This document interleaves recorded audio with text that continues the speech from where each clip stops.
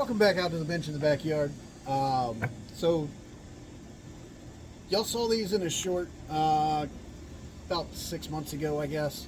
Um, Found these on my way back from the botanical gardens in Asheville. We went up to look at their bonsai exhibit up there, and on the way up, we saw a fireworks stand. Had a couple of pretty big Japanese maples out front. Um, there was a sign that said Japanese maples, $10 and up. So we go up to Asheville, spend the day up there, and as we're driving back, we say, if they're still open, we'll go in, we'll look around, and see what kind of Japanese maples they've got for $10. And so while we're out there, we're making our way back, and sure enough, here's this fireworks stand with Japanese maples. We pull over, they're open, and we go into the back. It's actually a fairly big nursery with a fireworks stand out front. I guess they make more money. The fireworks stand is there to basically pay for their nursery habit. But we go in, and as soon as we walk out into the nursery part, we go through the fireworks stand, and we walk out into the back, and there you have it. Is all of their $10 pots. They were all little trade gallon pots. They had Dawn Redwoods, they had Japanese maples, they had red maples. They had everything. That's where we got those two smoke trees that you saw in that short as well. They had some other stuff too. It was a little late. It was probably like 8 o'clock when we got there. So we didn't want to sit there and look around too long. We wanted to get home. But one of the things that I saw, they had a bunch of Dawn Redwood saplings. They were all probably, they probably would have fit in this video. They're put on probably 6 to 12 inches. Some of them, this one right here, is about the height that the rest of them were. It's maybe put on 1 or 2, maybe 3 inches. But the rest of them have all put on a good 6 to 8. This one actually started off as the tallest one, but then the rest of them all just shot past it, which is kind of cool. So what I'm going to be doing today is these are all going to be going in the ground over on the other side of my driveway. They get some good afternoon sun over there. And it's someplace that I've got enough room. I'll be able to get one of those little like tent style greenhouses for the winter. Again, I'm in 8A, so it doesn't get super cold here. But I'll be able to shelter these as well as all the rest of my bonsai over there, the ones that need to just clear out my bench for the winter. It'll give me some time to go in, seal my bench, and do anything that I need to do, repair it. Probably need to build some more benches, but that's a problem that we all have is one tree is never enough, and we just keep buying and buying and buying and buying. But anyway, so what I'm going to be doing today is getting these ready. I'm going to go in, clear out a little bit, probably wire some of these larger branches down, just to go ahead and let it get a start on that. But just generally getting them ready to go in the ground over there, probably next month. I've got a few things that are going to be getting planted, and these are among those. So yeah, let me get some of this out of the way, and I'll bring one tree in, and we'll look through that, and I'll do that with all of them, so you can just see what we're planning on doing. All right, so until then, I'll see you in just a second. All right, so this is the first tree. It's that little small one that started off as the biggest one. It's actually got some nice movement, downward movement in most of the branches. So what I'll do is come in here, anywhere that I've got more than one coming out of the trunk, I'll drop that down to the 1. Um, so I've got 3 coming out right there, and then 2 alternating right there. So we'll have to do a little bit of branch selection, but then the rest of it will all just be kind of gently wiring it down to kind of get that shape of an older tree. But then what we want to do is just get them all ready for the ground. And this one actually has a little, I just found this when it had a weed in it, and pulled the weed out, and with the weed came these 2 little Dawn Redwood, wood-tie seedlings, but I mean, they had to have come from, I guess, one of the branches got covered up with dirt and it just ground layered, and that's the only thing that I can think of that why it would still be there. But anyway, all right, so right up here, this is going to be our main place where we're going to be looking at branch selection. All the rest of it looks like nothing. Well, we'll let these 2 grow out, and whichever one's stronger. This is probably going to be the front of the tree anyway, so we'll probably leave this smaller branch right here and take out this one that has actually forked. So it's not actually 3 branches coming out from the same spot, it's 2. But then this one right up against the tree splits into 2. So I think I'm going to go ahead and take this bigger one out and leave this one here to grow on. It's about the same size as the branches that are closer to it. Or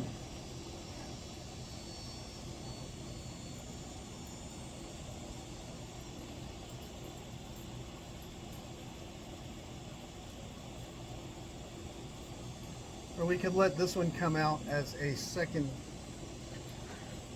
trunk. Nah, not from the front.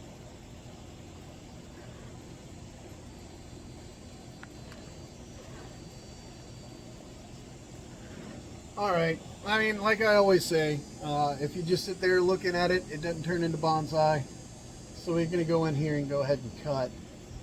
We'll cut off the 2. There we go. I can try planting this in some dirt and see if anything happens. Worst thing that happens is it doesn't work, and we're only out nothing.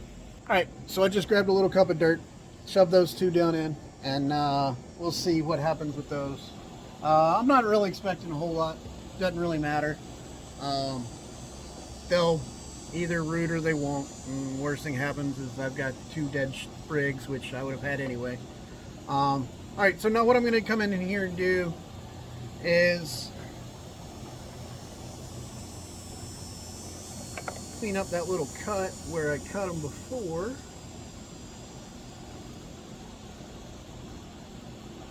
And as young as this tree is, that should callus over. We'll never see it. We'll never know that it was there.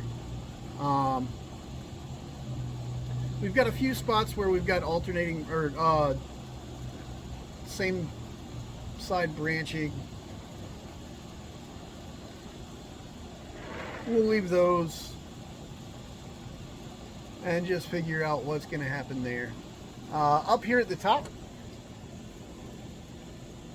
so we've got 2 coming out of either side, and then we've got the trunk extending.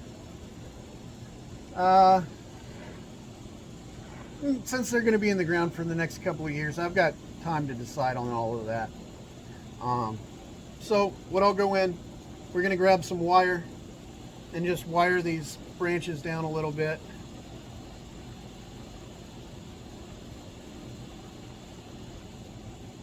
And we'll go from there.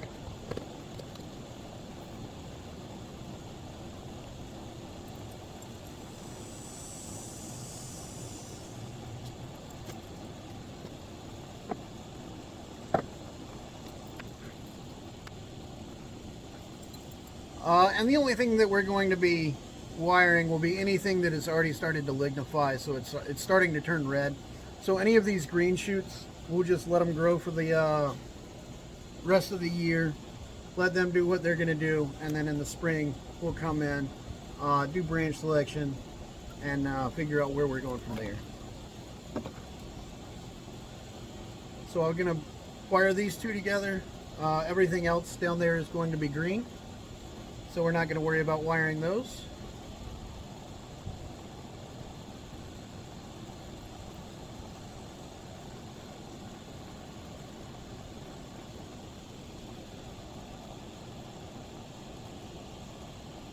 And we're trying to make sure that we don't trap any of these needles.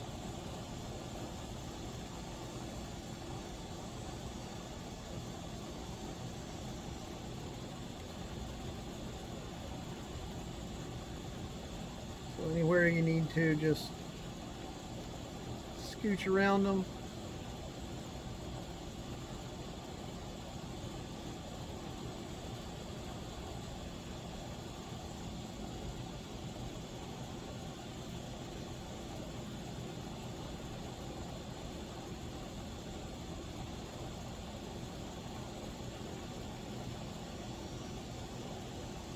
Then once we get out to the tip, we're not going to go real tight with it.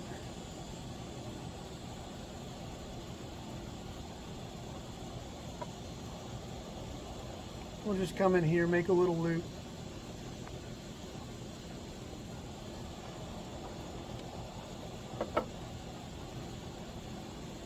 And then on the second branch, we'll do the same thing. Come in here.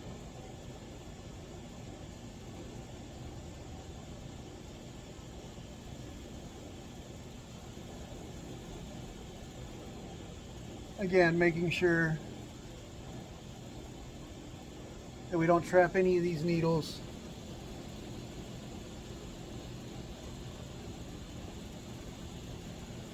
And if you have to adjust your wiring angle a little bit to get around them, that's all fine and dandy.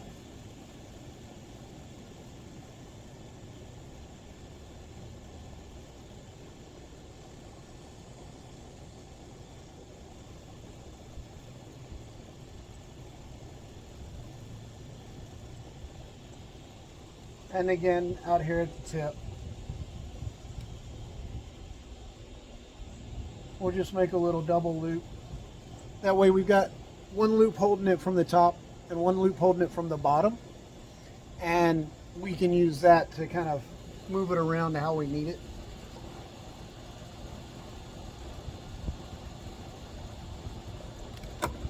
So it works almost like a paper clip to kind of hold it there where we want it. And so what we'll do is we'll come down and like that. The top little loop holds it down, and then that bottom little loop will lift those tips up a little bit so that they're pointing at the sun. And the same thing over here. Just kind of moving it down.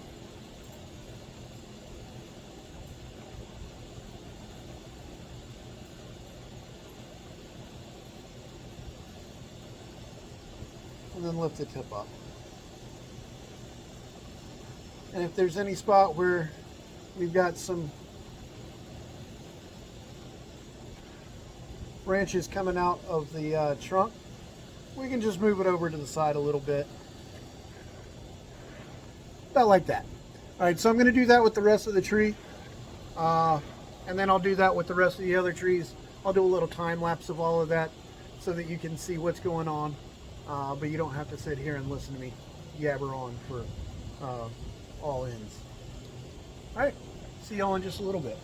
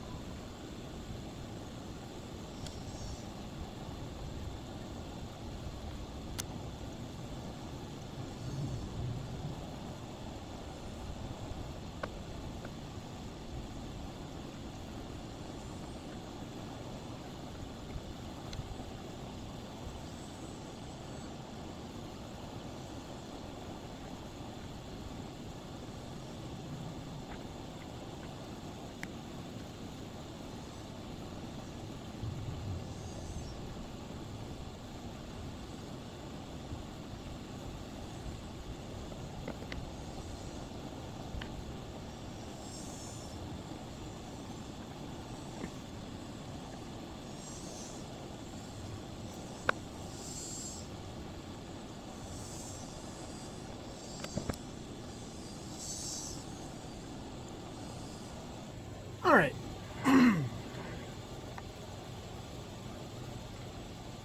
So that's the first one all done, wired up.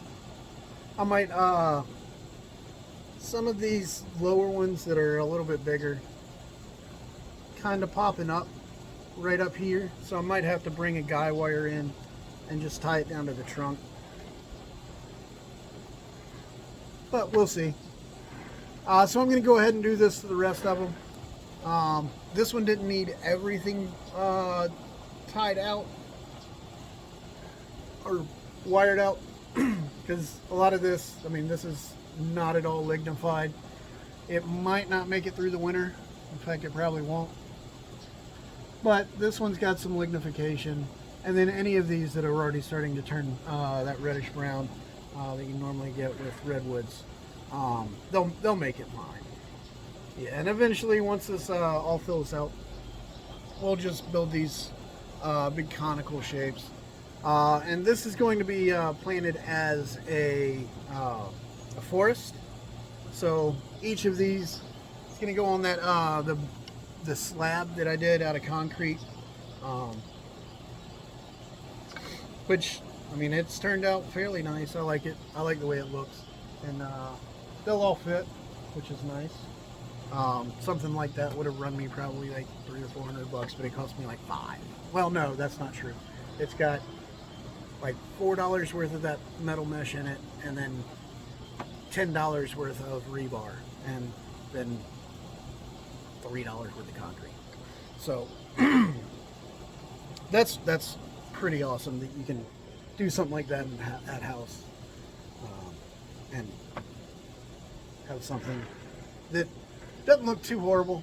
So I'm going to go ahead and do all this. I'm probably going to move over to my table, the other table over there. This potting bench is a little high to be working way up here for any extended amount of time. So I'm going to go set up over there, and I'll see y'all in just a second. All right, so this is the only other one that's got any lignified branches that I can wire. I didn't think to look at that earlier. These are the first two on the bench. So I saw them and I was like, oh, it's time to do that. And I just went and grabbed them, didn't even look when I was setting up for the video, but whatever. So I'll go ahead and wire this one down. This one's got a lot more branching on it. It's a lot taller. This is actually the tallest one that I've also got. So that was the shortest. This is the tallest. A little quick spin around. So that's what we're looking at. And again, what I'm going to do is any of them that are even starting to turn red, I'll wire together.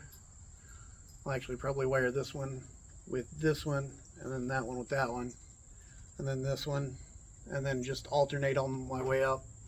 Not real sure how tall I'm going to go with these. They'll probably wind up being maybe this tall. Well, I don't know. We'll see how they look in a couple of years of being in the ground. And what I'll be doing is well, you'll see it in a future video. I'm going to be doing that in about a month anyway. So let's just grab some wire and get into it.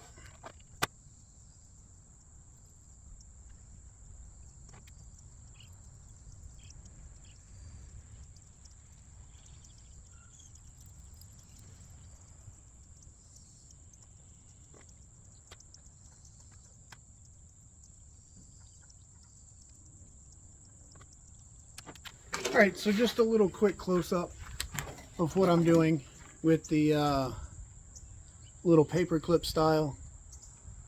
See, it comes around and then loops back on itself up underneath and again. So you kind of have this little, I mean, it looks just like a paper clip. And that will pinch it without pinching it, you know. You don't have to put a whole lot of pressure on it to get it to move where you want it.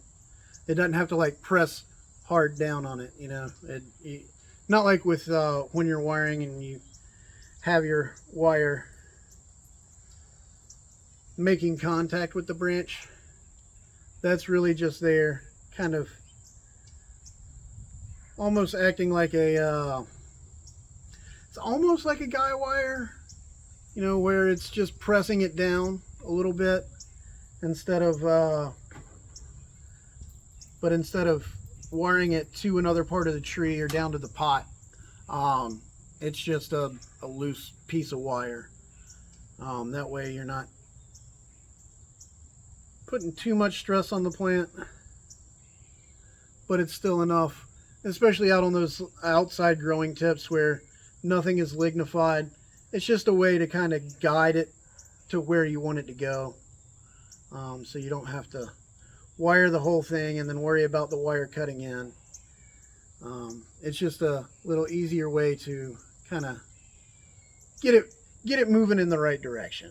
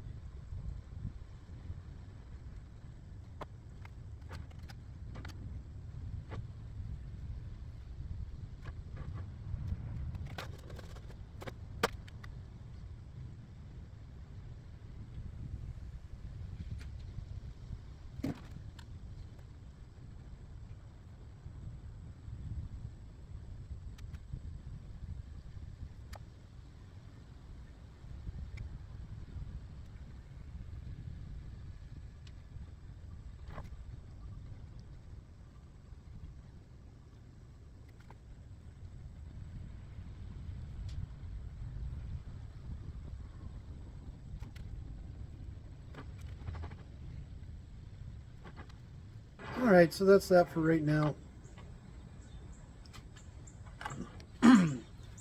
Then this is all gonna, like I said, they're getting planted in the ground over there. We just want to give some shape to these bigger bigger branches before we do that. Then next year we'll go in, once they leaf out, we'll go in and take the wires off, let them grow in the ground for the year, just do a little bit of pinching and branch selection in the spring and late summer, and then next fall we'll come back in, wire them again, let them sit down in the ground for another year, and then probably in 2 years time we'll see what the trunks look like. I mean, this one, it's not bad. I mean, it's about the size of my pinky right there, about 3 chopsticks wide. So give this a couple of years, let it get out to about 1 inch, maybe a little bit wider, 1.5 inches, and then we'll work on the tops. Hopefully we'll get some decent back budding down here. We've got some leaf buds here, here, here. So we should get a decent apex coming out from right about there. It'll probably be about 3 or 4 inches taller than that as it is. But yeah, that's those 2 that I've done so far. The rest of them, the branches aren't really ready for wire yet. So maybe in the spring, or really later this fall when I plant them, I may wind up wiring out the rest of those. And so you'll see that when I do that, because I'm planning on shooting this. I've got some tiles that the last time the house got redone, there were like 8 or 9 tiles left over, which is perfect because I've got 7 trees. Well, 7 Dawn Red ones, and then I've got a couple of, I've got a Trident maple and a red maple that are going to be going in the ground. So that'll give me the 8 or 9. Hopefully there's 9 of them in there. If not, then that red maple may not go on a tile. So thanks for coming out and watching. Until I see y'all out of the back bench in the backyard again, just remember to grow them big, but keep them small.